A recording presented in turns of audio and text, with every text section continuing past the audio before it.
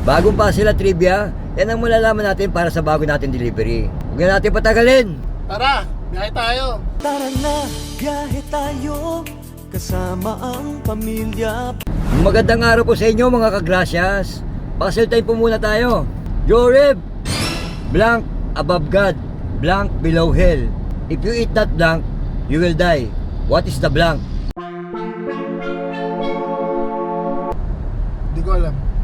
Kayo guys, alam nyo ba? Kung gusto po ninyo malaman ang sagot, tapusin po ninyo ang video ito. Pero sa ngayon, magdi-deliver po muna tayo ng mobility scooter, removable battery sa Maragondon, Cavite. At habang on the way kami sa bahay ng client, pakinggan po muna natin ang 3 trivia about Maragondon, Cavite. Tara, let's!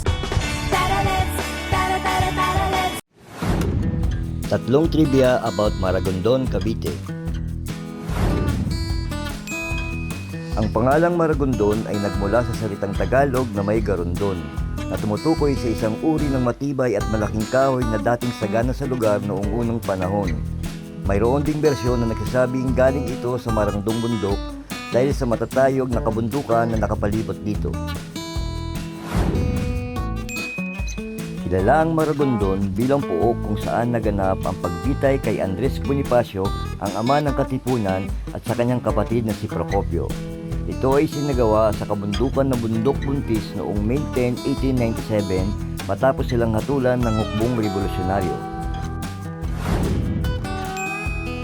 Sa loob ng teritoryo ng Maragondon, matatagpuan ang sikat na bundok Pico de Loro, kilala rin bilang Mount Palay-Palay. Ang natatanging hugis ito na parang tuka ng loro ang naging dahilan ng kanyang pangalan. At ito ay isa sa mga paboritong puntahan ng mga mahihilig sa pamumundok.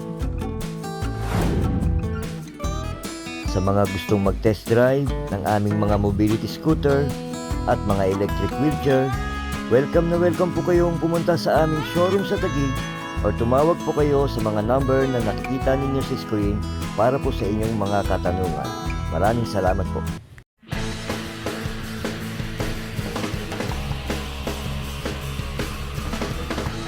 Yun na po mga kagrasyas, andito na po kami sa magandang lugar at maaliwalas at mapreskong lugar sa Maragondon, Cavite. Ayan po si Joreb, lumabas na po siya. Ayan po yung bahay ni Madam na pagdideliveran po natin ng mobility scooter.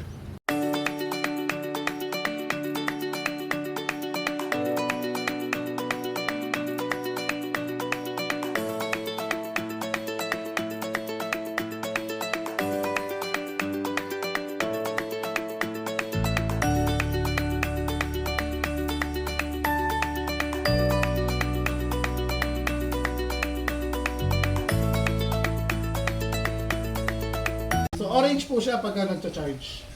Ngayon po, mag-green na po yan pagka na full charge. Iwasan lang po natin ma-discharge, malobat ng sagad.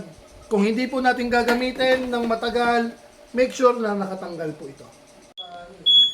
Ayan po si Joreb, tinetesting po ang ating mobility scooter removable battery. Ayan po, mapakita po niya yung incline. Halimbawa po, pag angat nyo ng ganun, medyo patirik.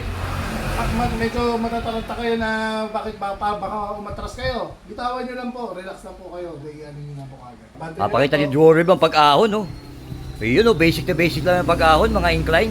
Mataas yung rampahan nila, pero kayang-kayang ihawon ng mobility scooter.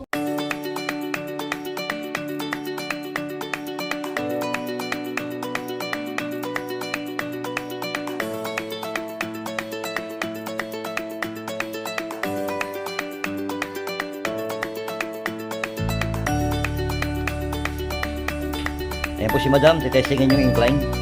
Tapos try nyo pong bitawan sa gitna ma'am para matesting po ninyo ang preno. Di ba kayo matakot ma'am, naka-brake po palagi yan kapag binitawan po yung throttle. Sige ma'am. Sige sir, huwag kayo matakot sir. Naka-brake po palagi. Bitaw ma'am, bitaw. Taas yung kamay nyo ma'am. Di ba ma'am, di po kayo naabante. Kasi naka-brake po siya palagi, naka-intelligent brake po siya. Huwag kayo matakot sa mga ganyan ma'am, mga incline yan. Ayun. Ano pong masasabi po ninyo sa bago nyo pong unit ma'am?